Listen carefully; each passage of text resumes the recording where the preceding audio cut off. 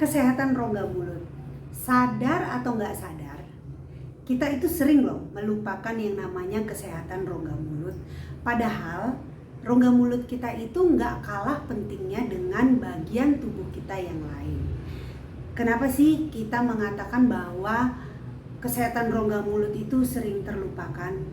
Contoh kecilnya aja, seandainya kita mengalami keluhan di dada, kita langsung bilang, aduh kayaknya saya kena sakit jantung nih. Langsung buru-buru ke dokter memeriksakan ada kelainan enggak sih di jantung. Ya kan? Kita melakukan general check up. Lalu pada saat kita sakit gigi, ngilu sedikit karena kena minuman panas atau makanan yang panas atau makanan dan minuman yang dingin, kita cuma gini aja, aduh ambil obat penghilang rasa sakit deh, minum paracetamol. Kemudian sakit gigi hilang. Nah, dari sana saja kita sudah bisa melihat bahwa kesehatan rongga mulut ini merupakan salah satu kesehatan yang dilupakan orang, bahkan dianaktirikan kalau boleh dikatakan demikian.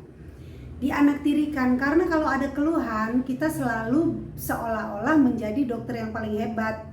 Minum obat hilang, udah deh nggak jadi ke dokter gigi. Tapi kalau kita merasa sakit di dada, nggak pernah kita main dokter-dokteran memilih obat langsung diminum, pasti kita akan ke dokter. Seharusnya perlakukanlah kesehatan rongga mulut itu tidak berbeda dengan kesehatan tubuh kita yang lain seperti jantung tadi.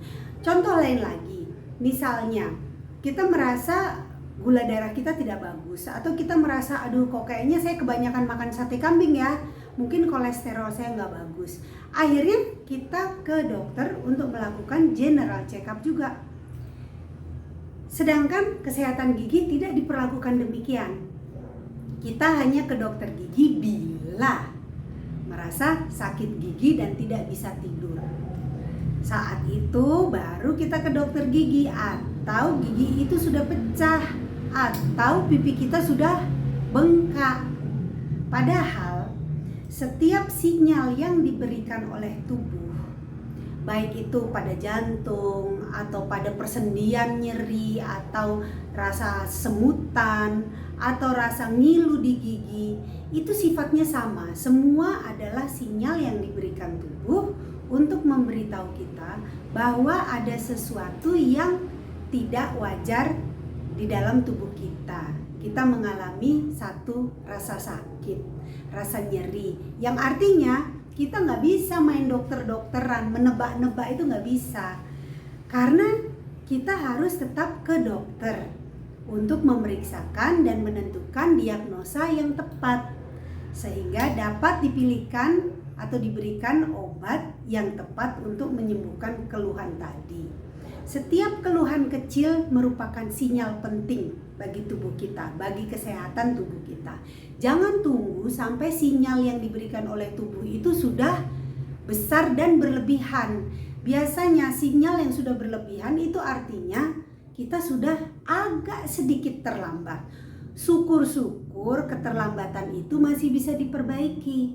Bayangkan bila keterlambatan itu ternyata sangatlah terlambat.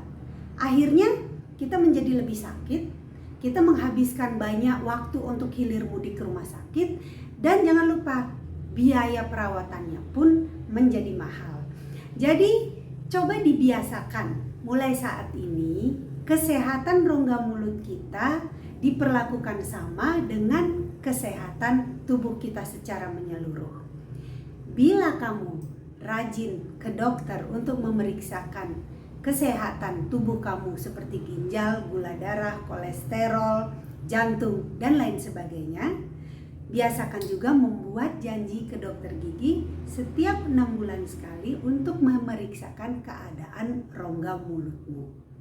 Nah, apa saja sih yang biasanya dokter gigi periksa? Kok sampai-sampai harus ke dokter gigi? Padahal kan yang dilihat cuma gigi. Nah, itu salah. Jadi, kalau kamu ke dokter gigi, yang sebenarnya diperiksa di rongga mulut kamu itu bukan hanya gigi saja. Karena di dalam mulutmu itu terdapat banyak hal yang harus diperhatikan. Contohnya, ada lidah. Lidah itu juga sangat penting. Jadi kesehatannya juga penting untuk mendukung kamu dalam hal berbicara dan menelan makanan.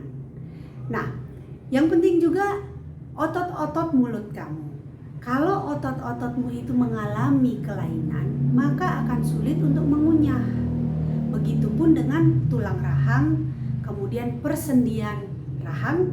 Bayangkan aja, kalau persendian rahang juga tidak dalam keadaan sehat, bagaimana kamu bisa mengunyah dengan baik? Misalnya kamu menguap, akhirnya mulut kamu terbuka dan tidak bisa tertutup lagi. Sakit kan? Dan akhirnya kamu harus ke dokter. Nah, hal lain lagi juga yang penting di dalam mulut, langit-langit mulut. Kemudian kelenjar ludah mulut yang membantu pencernaan dan membuat mulutmu lembab. Ada lagi selaput lendir rongga mulut yang menjaga kesehatan tubuh kamu dan kesehatan rongga mulut kamu, melindunginya dari bakteri, kuman, dan jamur. Kemudian hal yang penting lagi di dalam mulut adalah papil-papil lidah kamu, gigi geligimu, gusi, tulang rahang yang menyangga gigi supaya tidak lepas dari mulutmu, serta uvula, yaitu daging yang menggantung di belakang mulut kamu yang melindungi kamu pada saat bernafas atau menelan makanan agar tidak salah jalur antara alat pernafasan dan alat pencernaan. Jadi ingat, dokter gigi tidak hanya memeriksa gigi geligimu saat kamu datang kontrol gigi, melainkan memeriksa rongga mulut kamu secara keseluruhan. Karena di dalam rongga mulut kita terdapat banyak hal yang harus kita perhatikan kesehatannya. Jangan lagi dianaktirikan. Karena kamu makan, kamu minum, kamu bernafas, semuanya lewat mulut.